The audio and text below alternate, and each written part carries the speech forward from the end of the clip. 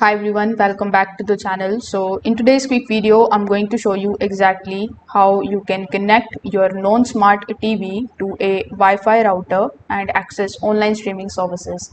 So first of all, it's very important for you to know that the non-smart TVs can't connect directly to Wi-Fi because it doesn't have built-in wireless internet port. Instead, you will need a streaming device such as Fire TV Stick, Roku, Chromecast, Apple TV, or Android TV box. So you just have to simply plug that particular streaming device into the TV's HDMI port, and then you need to simply connect its power cable. Then switch your TV's input source to the correct HDMI input using the source or the input buttons on your remote. Afterwards, you just have to do nothing but to just simply follow the on-screen instructions for the streaming devices.